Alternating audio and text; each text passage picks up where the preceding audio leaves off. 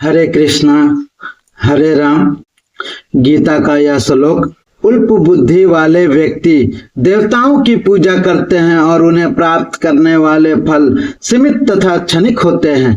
देवताओं की पूजा करने वाले देवलोक को जाते हैं, किंतु मेरा भक्त अनंत मेरे प्राधान को प्राप्त होते हैं। श्री कृष्ण भगवान बोलते हैं, जो जो देवताओं की पूजा करते हैं उन्हीं के लोक को प्राप्त होते हैं। और श्री कृष्ण भगवान बोलते हैं, जो मेरा पूजा करता है वो मेरे प्राधाम को प्राप्त होता है, गोलोक वृंदावन प्राप्त होता है। भगवत गीता के कुछ भाष्यकार कहते हैं कि देवताओं की पूजा करने वाले व्यक्ति परमेश्वर के पास पहुंच सकता है, किंतु यहाँ पर स्पष्ट कहा गया है कि देवताओं के उपासक भिन्न लोक को जाते हैं जहाँ विभिन्न देवता स्थित हैं।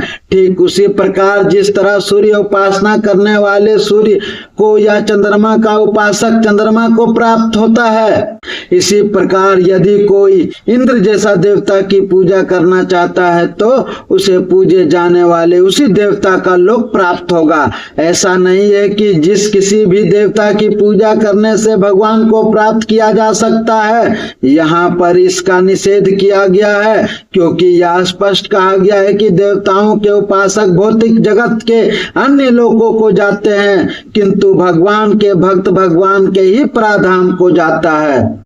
यहाँ एक प्रश्न उठाया जा सकता है कि यदि विभिन्न देवता परमेश्वर के शरीर के विभिन्न अंग है तो उन सब की पूजा करने से एक ही जैसा फल मिलना चाहिए, किंतु देवताओं के उपासक उल्प होते हैं, क्योंकि वे यह नहीं जानते हैं कि शरीर के किस अंग का भोजन दिया जाए। उनसे कुछ इतने मूर्ख होते हैं कि वे यह दावा करते हैं कि अंग अनेक है, अतः भोजन देने के ढंग अनेक है, किंतु यह बहुत उचित नहीं है, क्योंकि कोई कानों या आंखों में शरीर को भोजन पहुंचा सकता है। वे यह नहीं जानते कि देवता भगवान के विराट शरीर के विभिन्न अंग है, और वे अपने अज्ञानवश या विश्वास कर बैठते हैं कि प्रत्येक देवता पृथक ईश्वर है तथा परमेश्वर का प्रतियोगी है।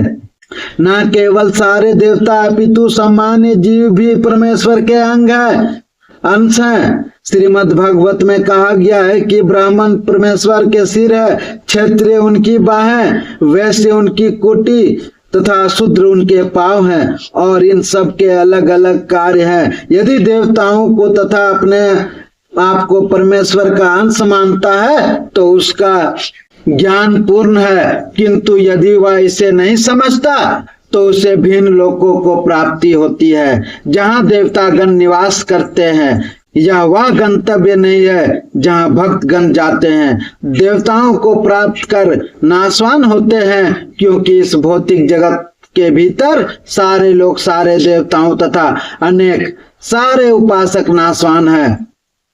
अतः इस श्लोक में स्पष्ट कहा गया है कि देवताओं के उपासक से प्राप्त होने वाले सारे फल नाशवान होते हैं। अतः ऐसी पूजा केवल उल्प द्वारा की जाती है, क्योंकि परमेश्वर की भक्ति में कृष्ण भावनामृत में संलग्न व्यक्ति ज्ञान से पूर्ण दिव्य आनंद में लोक की प्राप्ति करता है। अतः उसकी तथा देवताओं के सामान्य उपासक की उपलब्धियां पृथक पृथक होती है।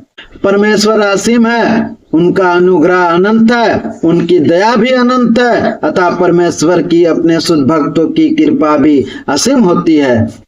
श्री कृष्ण भगवान बोलते हैं कि उनके ही सारे अंश हैं जितने भी देवता हैं, लेकिन सब लोग देवता के लोक स्थान अलग अलग है।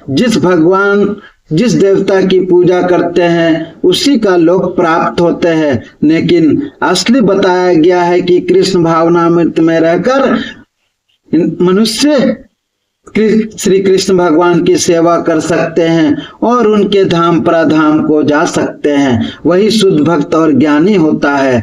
हरे कृष्णा हरे राम।